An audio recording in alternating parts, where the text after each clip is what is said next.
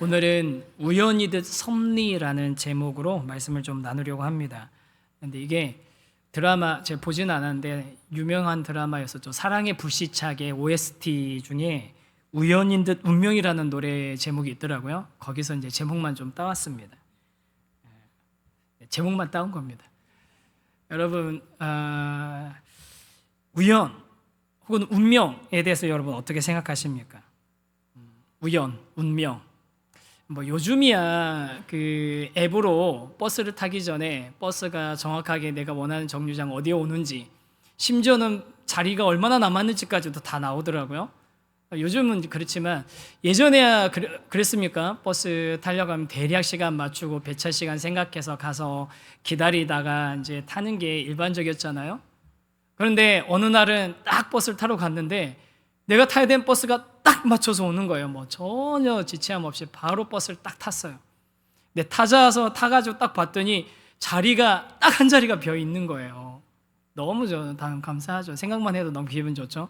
가서 딱 앉았는데 근데 그 옆에 내가 이상형으로 꿈꾸던 여인이 딱 앉아 있는 거예요. 뭐 제 얘기 아닙니다. 그러면 어떻게 되겠습니까? 야, 우연인 것 같았는데 그게 운명처럼 뭔가 발전될 것 같은 그런 기대가 생기는 순간들이잖아요. 우리 인생에 실제로 우연히, 어쩌다, 때마침 이런 단어가 사용되는 순간들이 참 많이 있습니다. 그리고 그런 순간들이 내 인생에 있어서 그 당시에는 예기치 않았던 그런 결과를 가져오는 그런 일들이 일어나기도 합니다. 그런 이야기들 많이 있죠. 반지의 제왕 여러분 아시죠? 반지의 제왕에 보면은 스미골이라는 친구가 우연히 절대 반지를 얻게 됩니다.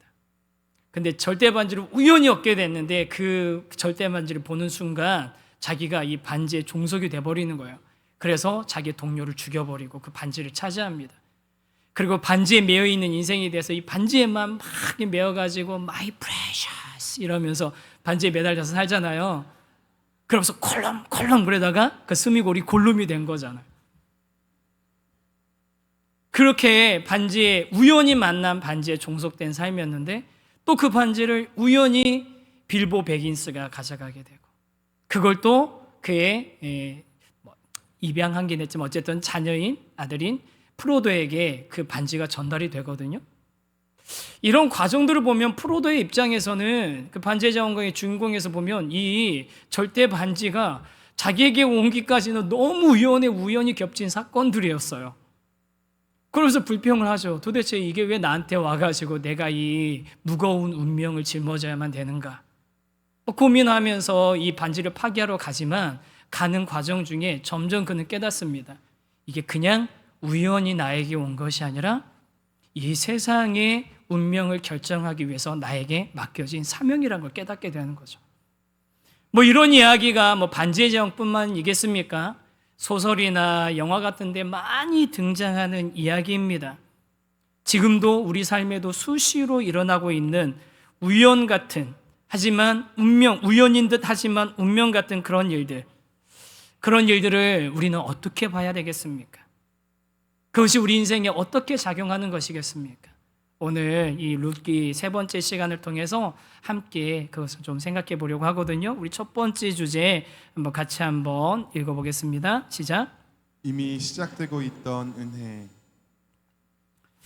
지난 시간에 이제 계산하지 않는 사랑, 헷세들을 가지고 시어머니를 붙쫓아서 베들레헴으로 왔던 룻, 그리고 룻과 나오미의 그 귀향에 관한 이야기를 봤습니다. 나오미의 인생, 이제 아무것도 기쁨이라고 남지 않은 그런 빈손, 초라한 인생이었죠. 괴로움만 남아 있어가지고 자신을 이제 더 이상 나오미 기쁨이라고 부르지 마라, 쓴물 같은 인생이라고 나를 불러달라라고 이야기합니다. 그러면서 이제 베들레헴에 도착한 겁니다. 그 장면을 성경은 이렇게 설명합니다. 한 번 더 읽겠습니다. 1장 22절입니다. 시작. 나오미가 모압 지방에서 그의 며느리 모압 여인 롯과 함께 돌아왔는데 그들이 보리 추수 시작할 때에 베들레헴에 이르렀다가 이들이 언제부터 모압에서 출발해서 베들레헴에 도착했는지 알 수가 없습니다. 얼마나 걸렸는지 성경을 통해서는 예측할 수 없습니다. 근데 이제 뭐 확실한 건 뭐냐면 요즘이야 우리가 뭐 대전에서 부산 가봤자 5시간 잡고 가면 되잖아요. KTX, SRT 가면 2시간 잡고 가면 되잖아요. 그런데 그 당시에는 그런 교통수단이 어디 있었겠습니까? 모압이란 지방에서 다시 베들레헴으로 오기까지는 최소 며칠도 너무 짧죠. 최소 몇 주 이상의 시간이 필요했었습니다.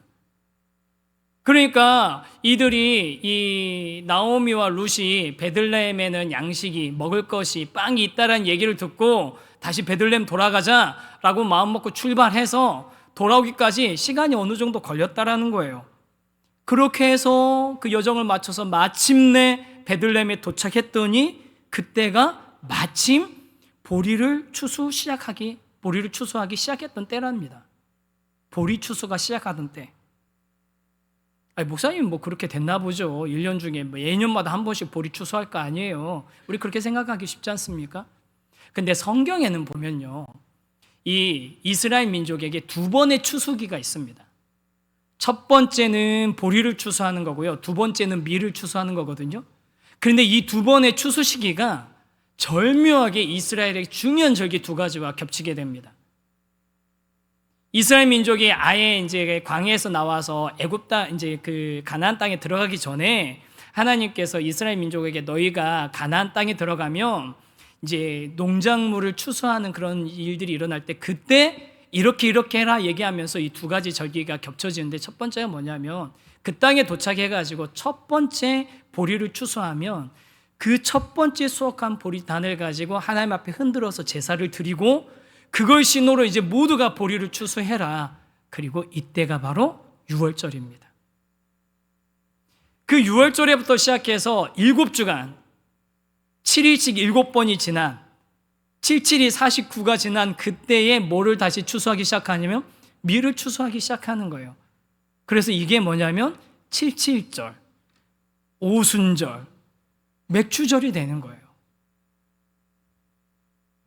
무슨 뜻이냐면요, 이스라엘의 영적인 굉장히 회복이 이루어지는 유월절과 오순절이 양식의 풍요한 보리의 추수와 밀의 추수하는 시기와 연결이 되어 있다는 겁니다.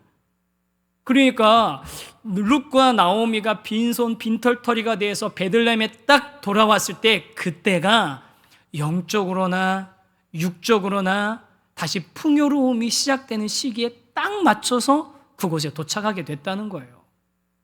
절묘하게 마침 그때가. 그러면 여러분 이제 또 질문을 우리가 하게 되죠. 그래 뭐 그럴 수도 있다고 합시다. 보리를 추수한 그때 도착했다고 하면 그러면 이 들판에 익어가고 있던 보리가 나오미와 룻에게 어떻게 공급되어질 수 있습니까? 나오미와 룻이 이제 막 돌아와가지고 그 베들레헴 주변의 들판에 있는 그 익어가는 보리에 대해서 뭐 이건 내 몫이라고 주장할 수 있는 게 하나라도 있습니까? 전혀 없죠. 1장을 아무리 뒤져봐도 이게 나오미와 룻에게 몫이 돌아갈 만한 몫이 있다라는 근거가 아무것도 없습니다. 아무런 소망이 없습니다. 심지어 성경은요, 하나님께서 이렇게라도 설명해 주셨으면 좋잖아요. 하나님께서 나오미와 룻을 위해 보리를 익게 하셨더라, 보리를 준비하셨더라, 그 시기에 맞게 돌아오게 하셨더라 라고라도 설명이 되어 있으면 2개가 상관관계가 있나 보다 라고 생각할 텐데, 성경은 그런 의도가 전혀 없다고 그냥 얘기하는 거예요. 그냥 룻은 나오미는 자기들의 일정에 맞춰서 출발했고 도착했더니 마침 그 땅에는 보리가 익고 있었다라고 얘기하는 겁니다. 그냥 우연인 거예요. 저는 이런 모습을 보면서 성하님 성경이 너무 이렇게 그냥 대충 설명하는 것에 대해서 섭섭한 분들이 있을 수도 있습니다.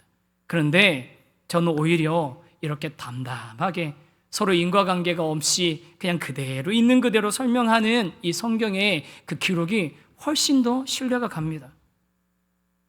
왜냐하면요, 우리의 삶을 실제로 돌아보시죠. 한번 우리의 삶에 많은 순간들이 있죠.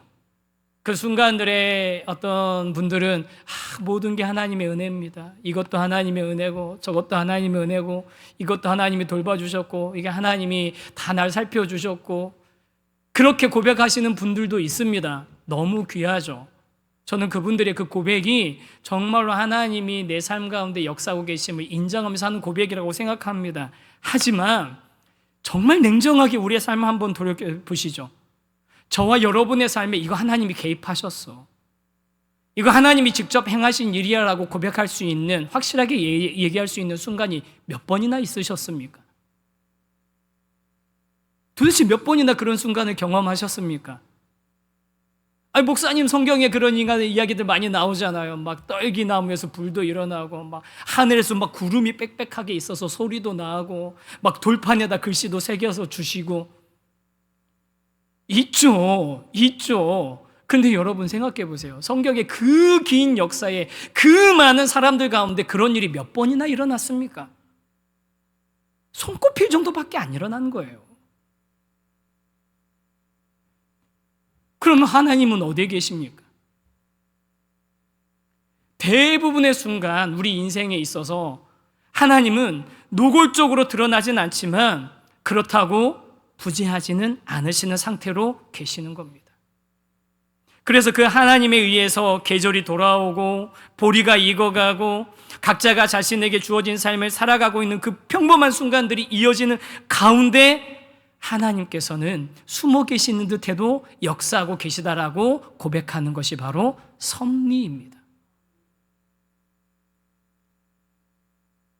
사랑하는 성도 여러분, 저와 여러분의 인생 가운데 직접적으로 드러나고 말씀하시고 역사하지 않으셔도 숨어 계신 것 같지만 우리 삶 가운데 역사하시는 하나님의 섭리가 있는 줄 확신합니다.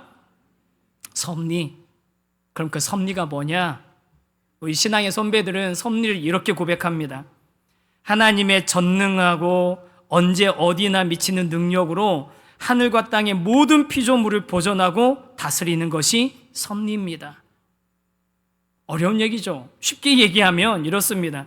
하나님께서 세상을 만드시기만 한 것이 아니라 그 세계가 계속해서 유지되도록 보존하고 다스리신다는 거예요. 그게 섭리라는 겁니다. 어떤 사람들은 신에 대해서, 하나님에 대해서, 신에 대해서 이렇게 생각합니다.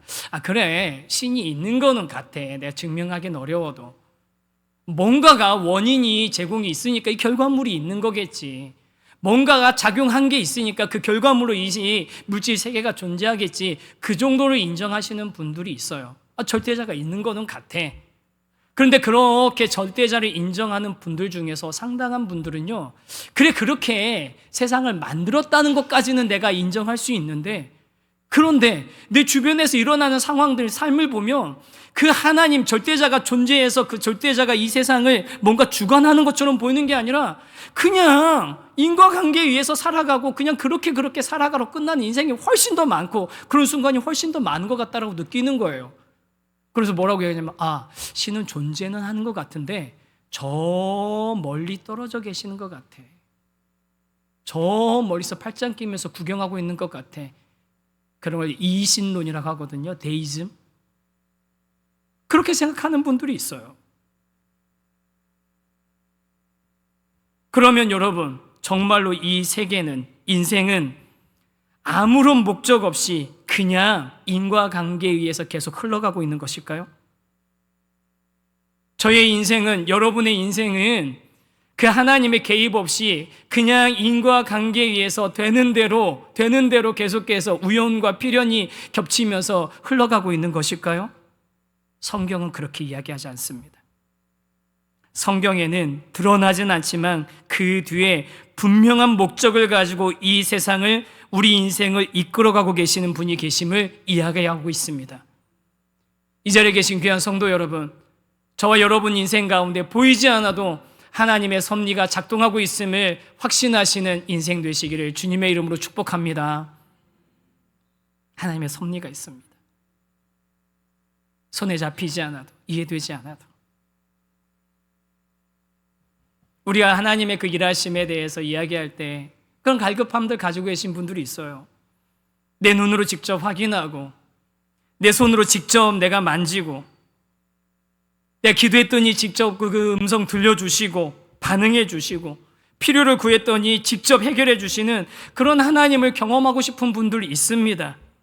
그런데 여러분, 그렇게 우리가 원하는 대로 직접 만지거나 직접 보거나 직접 듣거나 하지 않더라도 그 너머에는 하나님의 섭리가 있습니다.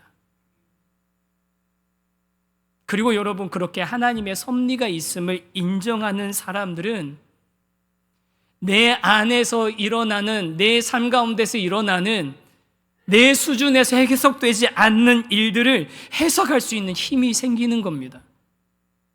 무슨 얘기냐면요, 보통 우리들은 어떻게 우리 인생을 해석합니까? 내 안에 일어나고 있는 일들을 가지고 하나님이 어떤 분일 거라고 생각을 하는 거예요. 내 삶에 일어나는 일들을 가지고 하나님이 이런 분일 거라고 내가 생각하는 거예요. 그런데 하나님의 섭리, 보이지 않지만 역사하고 있는 하나님의 섭리를 인정하는 사람들은 내 삶을 통해서 하나님을 해석하는 것이 아니라 하나님을 통해서 이해되지 않는 내 삶을 해석할 수 있는 힘이 생긴다는 거예요. 사실 룻기 1장에 나오는 나오미는요, 그 반대로 인생을 해석했던 사람입니다. 나에게 일어난 일들을 가지고 보이지 않는 하나님을 판단하는 사람이었던 거죠. 내 인생에 아픔이 생겼으니까 하나님은 나를 미워하시는 거고, 내 가족에게 문제가 생겼으니까 하나님은 나를 버리신 것이고, 내가 그렇게 필요하다고 간절하게 매달리고 원했는데도 주지 않으시는 것 보니까 나에게는 시선을 주지 않는 하나님이시라고 판단해 버리는 겁니다. 나오미가 그렇게 하나님을 판단했어요. 그런데 하나님의 섭리가 있음을 인정하고 신뢰할 때 우리들은 어떻게 하게 됩니까? 나는 이해가 되지 않지만, 인과관계를 밝힐 수는 없지만, 정말 우연 같지만, 우연히 그냥 겹친 것 같은 일이지만 그 일들이 불확실성으로 계속 이어지는 것이 아니라 내 삶 전체를 알고 계시고 이끌어가고 계시는 하나님이 계시기에 그 불확실성을 뚫고 앞으로 나갈 수 있는 용기를 얻게 되는 것입니다. 저는 이 자리에 계신 저와 여러분의 인생이 우리 삶 가운데 이어지는 우연의 연속인 것 같은 그런 인생이 불확실성을 뚫고 담대하게 앞으로 나갈 수 있는 하나님의 섭리를 인정하는 삶이 되기를 간절히 소망합니다. 그 이야기가 이제 룻기 2장에서 펼쳐지게 되는 거예요. 그 이야기를 조금만 이제 더 자세하게 들어가서 보게 되면요, 이제 시어머니에게 자신의 인생을 포기기로 하고서 그 시어머니를 붙잡고 베들레헴까지 온 룻이잖아요. 근데 또 와서 보니까 시어머니 나오미한테 진짜 아무것도 없는 거예요. 정말 아무것도 없는 거예요. 그러니까 어떻게 합니까? 룻이 이제 나라도 어떻게 해결해 봐야지 하면서 팔을 걷어붙이고 나서는 겁니다. 마침 도착했을 때가 보리 추수할 때가 됐으니까 들판에 가서 이삭을 좀 주워 오겠다고 한 거예요. 여러분, 이 룻이 말하는 이삭 줍기는요, 이게 그냥 그 당시에 있었던 문화가 아니라 성경에서 말하고 있는 아주 빈민층과 사회의 제일 약한 사람들을 위한 최소한의 사회 안전망이었습니다. 성경에서 분명히 얘기하고 있어요. 레위기 23장 22절에 얘기 나와 있거든요. 같이 한번 읽어주시겠어요? 읽겠습니다. 시작. 너의 땅의 곡물을 뺄 때에 반 모퉁이까지 다 베지 말며 떨어지는 것을 줍지 말고 그것을 가난한 자와 거류민을 위하여 남겨두라. 나는 너희 하나님 여호와이니라. 이 말씀을 언제 주신 줄 아십니까? 가나안 땅 들어가기 전에 하십니다. 아직 농사도 안 지은 사람들한테 해요. 광야 40년 헤매면서 아직 농사 한 번도 안 지은 사람들한테 니네 들어가게 되면 이제 농사 짓게 될 거야. 그런데 잊지 말고 기억해야 될 게 있어. 추수할 때 떨어지는 나달과 부스러기 줄기 있으면 그거 싹 쓸어가지고 하늘도 남기지 말고 싹 쓸어가지고 걷어가려고 하지 말고 그것들은 내버려둬라. 가장 가난하고 의지할 데 없는, 보호자가 없는 사람들이 그거라도 먹고 살아야 되지 않겠냐. 밭이 있으면 내 귀퉁이에 있는, 모서리에 있는 그런 곡식들은 일부러 베지 말고 좀 남겨둬라. 너는 그거 없어도 먹고 살 수 있지 않냐. 그런데 그 가난한 사람들은, 그 연약한 사람들은, 그 나그네들은 그거 없으면 당장 오늘 저녁을 굶게 되는 거야. 그 얘기를 해주시는 겁니다. 최소한의 삶을 살아갈 수 있도록 공동체가 그들을 배려해 줘야 된다는 그런 기준을 제시해 주셨습니다.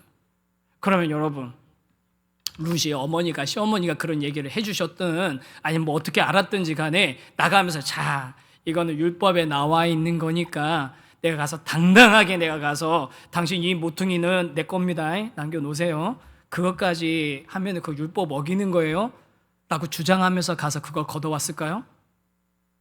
아니에요. 얼마나 눈치 봤겠습니까? 아니, 그 여인의 입장이, 룻의 입장이 한번 돼보세요. 내가 어딜 가야 되지? 저기 저 사람 보니까 좀 까다로워 보이고, 저기 저 사람들 보니까 사람들이 좀 거칠어 보이고, 괜히 갔는데 타박 맞고 쫓겨나면 어떡하지? 주웠는데 그거 다 뺏기면 어떡하지? 고민하지 않았겠습니까? 너무너무 고민나는 거죠. 게다가 우리 읽었던 성경 한번 기억 한번 해보세요. 계속 룻을 뭐라고 표현합니까? 모압에서 온 모압 여인, 모압에서 온 모압 소녀, 모압에서 온 이방 여인. 4번이나 반복해서 얘기해요.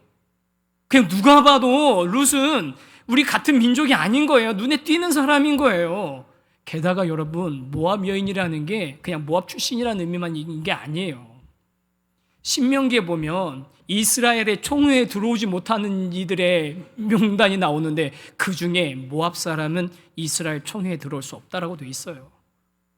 상관없는 존재라는 겁니다. 이스라엘 민족하고는. 너는 율법하고 상관없어라고 얘기해도 아무 말 할 수 없는 그런 존재라는 거예요. 그래서 룻이 나가면서 얘기합니다. 내가 어떻게라도 가서 뭐라도 좀 주워와서 오늘 끼니를 해결해야 되겠는데 어머니, 내가 누구에게라도 좀 은혜를 입으면, 누구에게라도 내가 은혜를 좀 입으면 뭐라도 좀 얻어올 수 있지 않겠습니까? 한번 들에 나가보겠습니다 라고 그러면서 은혜가 필요한 상황으로 나가게 된 겁니다. 그렇게 나갔을 때 성경은 룻이 도착한 곳이 이랬다고 3절 4절에서 이야기합니다. 3절 4절 다시 한번 또 읽어보겠습니다. 시작. 룻이 가서 베는 자를 따라 밭에서 이삭을 줍는데 우연히 엘리멜렉의 친족 보아스에게 속한 밭에 이르렀더라. 마침 보아스가 베들레헴에서부터 와서 베는 자들에게 이르되 여호와께서 너희와 함께하시기를 원하노라.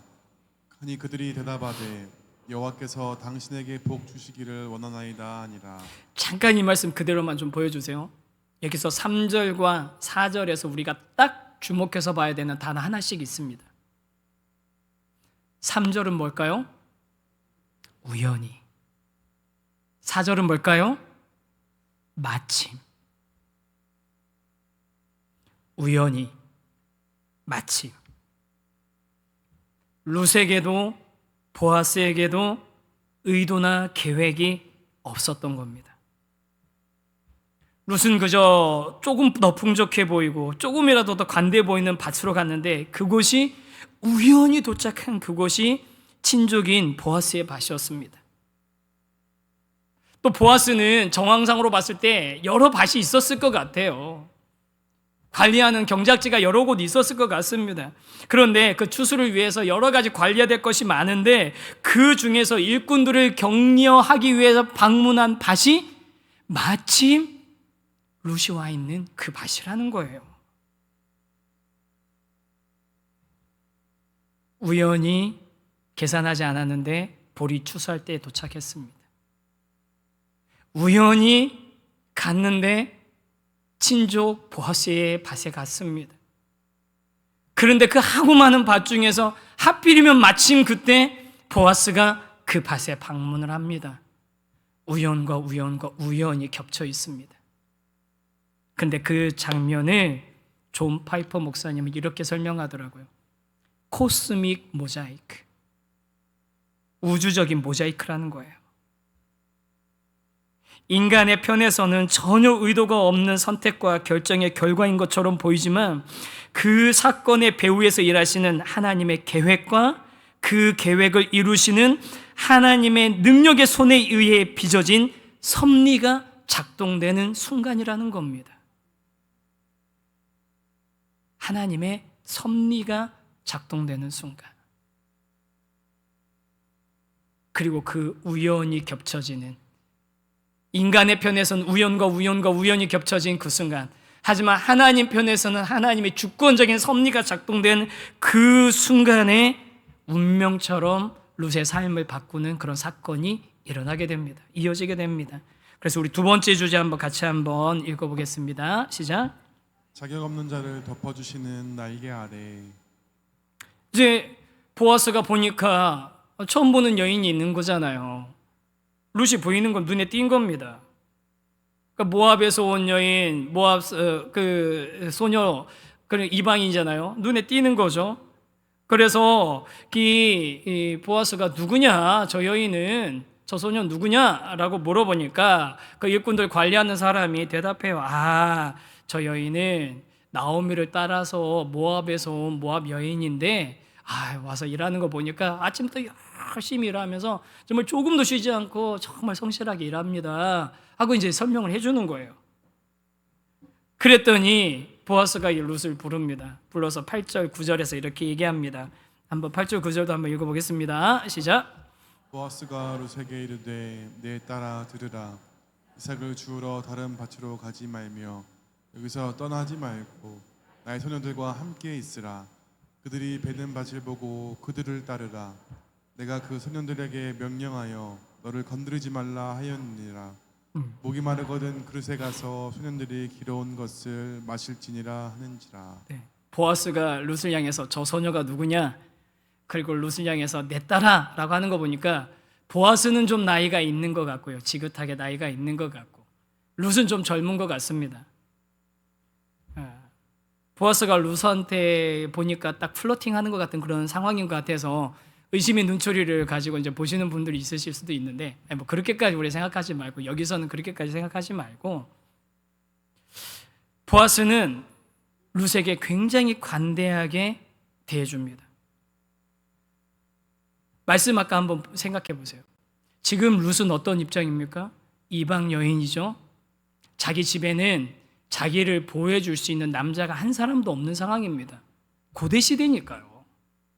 이 고대 시대에 집안에 남자가 한 명도 없어요. 자기를 보호해 줄 수 있는 사람이 없어요. 그런 룻에게 저는 보아스가 해준 말 중에 제일 고마운 말이 이걸 것 같아요. 소년들이 너를 건드리지 못하게 할 것이다. 안전을 보장해 주는 겁니다. 그렇잖아요, 여러분. 아무도 보호해 줄 수 없는 상황에서, 게다가 이방 여인은 얼마나 그 남자들의 그 위협에 노출되기 쉽습니까? 그걸 갖다 먼저 보호를 해주겠대요. 그것뿐입니까? 너 이제 다른 밭에 갈 필요 없다. 계속 우리 밭에 와서 우리 밭에서 양식을 걷어가라. 안정적인 수익을 약간 보장을 해주는 거예요. 그러면서 정말 이 여러 가지 배려를 해주는 겁니다. 이런 이 배려를 해주는 이 보아스의 모습을 보면 정말 룻의 입장에선 기대할 수 없는 그런 은혜를 입게 되는 거예요. 아니, 목사님 무슨 소리예요? 조금 전에 율법에 분명히 이삭 줍지 말고 귀퉁이 놔두라고 다 그렇게 율법에 나와 있는데 그 정도 율법은 다 지키지 않았겠습니까? 라고 생각할 수도 있죠. 근데 여러분, 지금 이 룻기가 무슨 시대라고요? 무슨 시대라고요? 사사시대입니다. 율법이 있으면 뭐합니까? 자기 소견에 다 옳은 대로 했던 시절이에요. 사사시대가 얼마나 윤리적으로 도덕적으로 형편없는 시대였는지 사사기 이제 보게 될 거거든요. 이제 큐티 곧 하게 될 텐데, 사사기 보면 나중에 레위인의 첩 이야기 보면 정말 형편없는 시대가 사사기 시대입니다. 최소한의 도덕도 없는 시대예요. 그런 시대의 보아스는 룻을 향해서 룻이 기대할 수도 없는 그런 은혜를 베풀어 주는 겁니다. 그래서 룻이 이렇게 반응하는 거죠. 10절입니다. 10절 한번 읽어보겠습니다. 시작. 룻이 엎드려 얼굴을 땅에 대고 절하며 그에게 이르되 나는 이방 여인이거늘 당신이 어찌하여 내게 은혜를 베푸시며 나를 돌보시나이까 하니. 룻도 어리둥절한 거죠. 그래서 이렇게 합니다. 나는 이방 여인이고 당신에게 해줄 것도 없는데 왜 이렇게 이런 은혜를 베풀어 주십니까? 왜 이렇게 나를 돌봐주십니까? 근데 어떤 목사님은 이렇게 해석하시더라고요. 룻이 이렇게 대답한 게 혹시 나한테 원하는 게 뭡니까? 라고 물어보는 거 아니겠느냐? 라고 해석하시는 목사님들이 꽤 많이 있으시더라고요. 근데 저는 절대로 그렇게 보지 않습니다. 룻의 말에는 보아스에게 당신이 나한테 원하는 게 뭡니까? 이제 조건을 얘기해 보세요가 아닌 거예요. 룻은 지금 자신의 처지를 정확하게 인식하고 있다는 것을 고백하는 겁니다. 아니, 당신들 율법에 있는 대로 그거 좀 주는 게 뭐라고 그렇게 생색내는 거, 이런 게 아닌 거예요. 상대방의 호의와 친절에 대해서 내가 아무 자격도 없는데 왜 나한테 이런 친절을 베풀어 주십니까? 내가 이방 여인인 거 다 알면서도 왜 나를 이렇게 선대를 하십니까? 나한테 이렇게 선하게 베풀어 주셔도 내가 당신에게 갚을 게 아무것도 없는 거 뻔히 아시면서 왜 나한테 이런 은혜를 베풀어 주십니까? 라고 이야기하는 겁니다. 그리고 제가 오늘 존 파이퍼 목사님을 자주 이용하는데요, 존 파이퍼 목사님은 이 질문에 대해서 이렇게 얘기합니다. 보아스를 향한 룻의 이 질문은 우리 모두가 하나님께 던져야 할 심오한 질문이다. 무슨 뜻이냐 하면, 왜 나에게 이런 은혜를 베푸십니까? 라는 말에는 보아스가 자신에게 무엇을 원하는지 물어보는 것이 아니라 아무런 가치가 없는 나에게 주어진 은혜의 기원에 대해 스스로에게 묻는 질문이다. 다시 한번 말씀드릴게요. 아무런 가치가 없는 나에게 주어진 은혜의 기원에 대해 스스로 묻는 질문이다. 우리 이 자리에 계신 귀한 성도 여러분, 저와 여러분이 룻과 같이 아무런 자격도 없는 나에게 베풀어진 은혜, 나에게 베풀어 주신 그 은혜에 대해서 룻과 같이 질문할 수 있게 되기를 원합니다. 여러분, 우리 신앙생활하면서 뭐가 그렇게 당당합니까? 우리 기도하면서 뭐가 그렇게 당당합니까? 마치 맡겨놓은 거 찾은 것처럼 하나님께 달라고 하는 게 뭐가 그렇게 많습니까? 하나님이 그것을 우리에게 주셔야 될 의무가 있습니까? 우리가 그것을 받아낼 만한 그런 권리를 행사할 만한 그런 그 권한이 우리에게 있습니까? 조금이라도 있습니까? 전혀 없습니다. 전혀 없습니다. 그럼 보아스는 왜 그런 은혜를 베풀어 주는 겁니까? 룻이 그동안 그 시어머니를 잘 보살핀 거에 대한 보상일까요?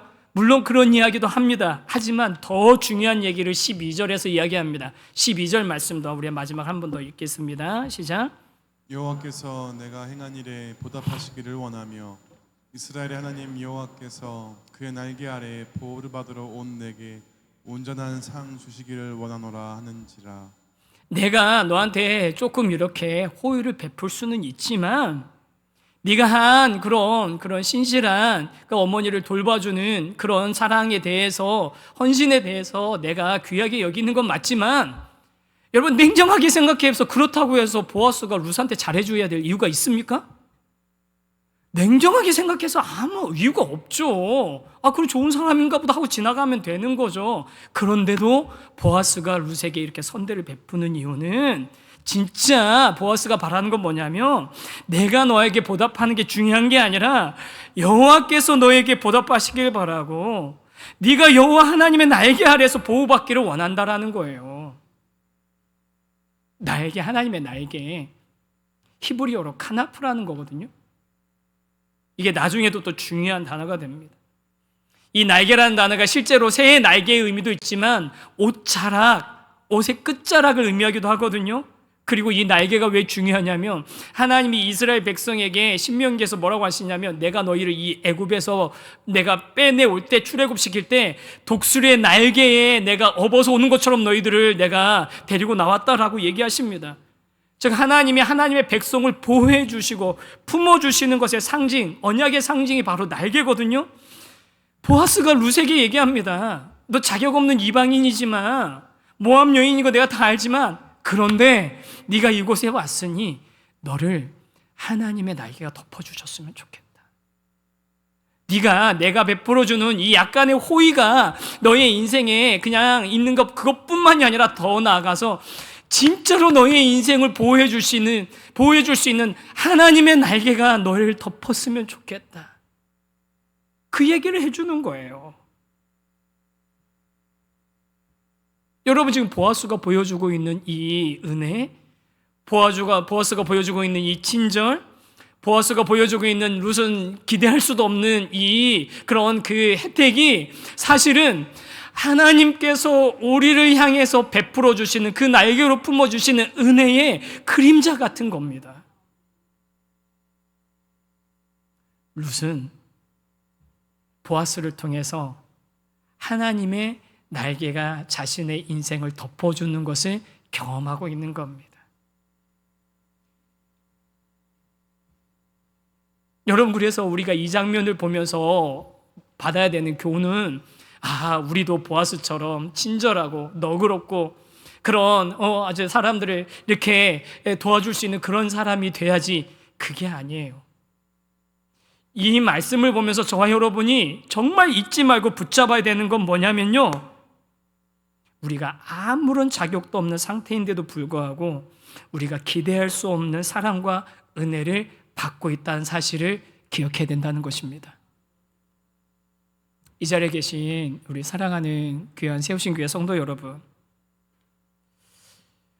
저와 여러분의 인생 아무런 자격도 없는데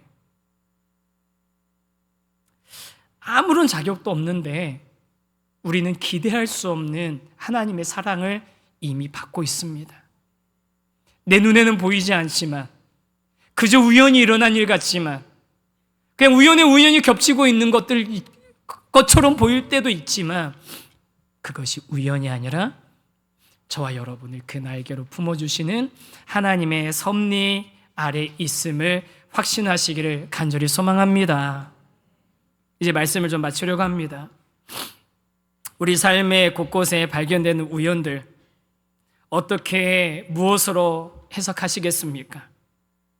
잘 풀리면 하나님이 나를 사랑하시는 것으로, 반대로 안 풀리면 하나님이 나를 버리신 증거로 삼고 있지는 않으십니까?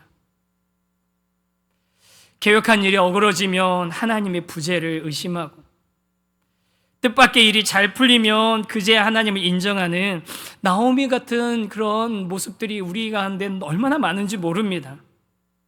하지만 오늘 룻기는 전혀 다른 그런 순서를 가르쳐 줍니다. 룻이 들어간 밭은 룻에게는 아무런 의도가 없는 우연이었지만 하나님께는 우연이 아닌 섭리였습니다. 보아스가 룻에게 베푼 과도한 은혜는 사실은 그 너머에 있는 더 큰 하나님의 은혜의 그림자였던 것입니다. 그리고 저와 여러분, 앞으로 이 룻기를 보면서 보아스를 통해서 자격 없는 룻에게 베풀어진 그 은혜, 헤세드가 진정한 은혜, 자격 없는 우리를 향해 품어주시는, 덮어주시는 진정한 복음으로 연결되는 것을 보게 될 것이거든요.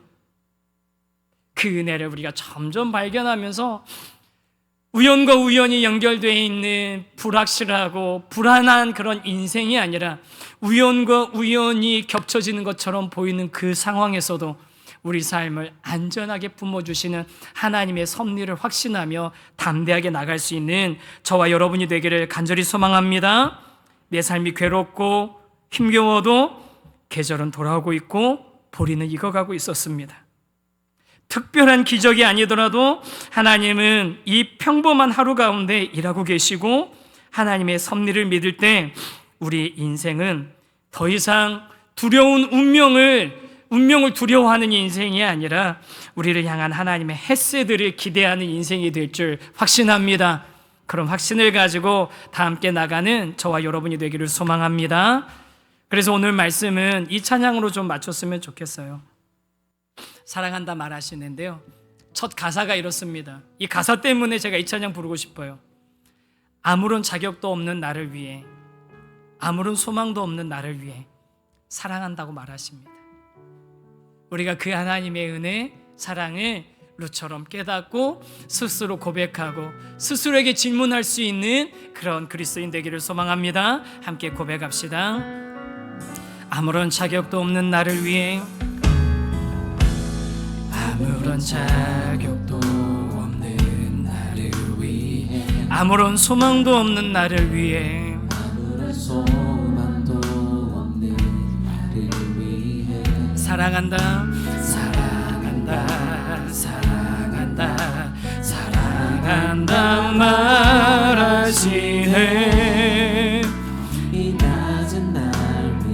한 번 더 고백하시죠. 아무런 자격도 없는 나를 위해, 아무런 자격도 없는 나를 위해, 아무런 소망도 없는 나를 위해, 아무런 소망도 없는 나를 위해, 그런 나를 사랑한다, 사랑한다, 사랑한다, 사랑한다 말하시네.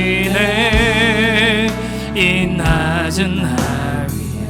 아멘. 이제 나는 옛사람 아니요, 이제 나는 옛사람 아니요, 사망에서 건지신 주의 자녀이니 그 한없는 주의 사랑 안에 기쁨으로 걸어가겠네.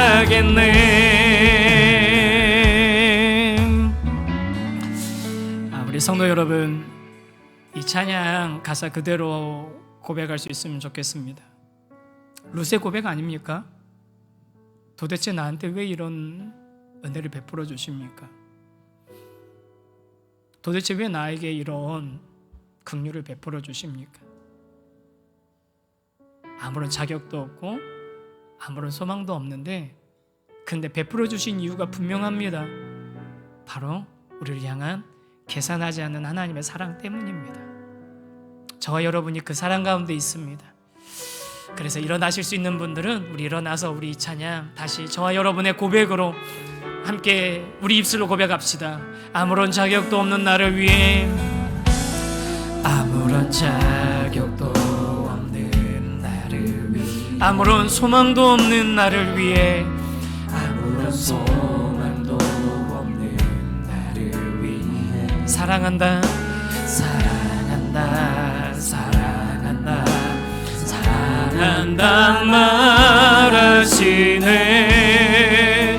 이 낮은 날 위해. 아멘. 이제 나는 옛사람 아니요, 이제 나는 옛사람 아니요, 사망에서 건지신 주의 자녀이니 그 한없는 주의 사랑 안에 기쁨으로 걸어가겠네. 이제 나는 옛사람 아닙니다. 이제 나는 옛사람 아니요, 사랑에서 건진 주님의 자녀이니 그 한없는 주의 사랑 안에 우리 한 번 더 고백할 때, 이제 나는 옛사람 아니요, 이제 나는 옛사람 아니요, 사망에서 건지신 주님의 자녀입니다. 주의 자녀인 그 한없는 주의 사랑 안에, 없는 주의 사랑 안에 기쁨으로 걸어가. 공평하신 하나님이, 공평하신 하나님이 나남이 가진 건 나 없지만, 공평하신 하나님이 나남이 없는 것 같게. 공평하신 하나님이, 공평하신 하나님이, 공평하신 하나님이 나남이 가진 건 없지만, 공평하신 하나님이 나남이 없는 것. 우리 한 번 더 고백합시다. 공평하신 하나님이, 공평하신 하나님이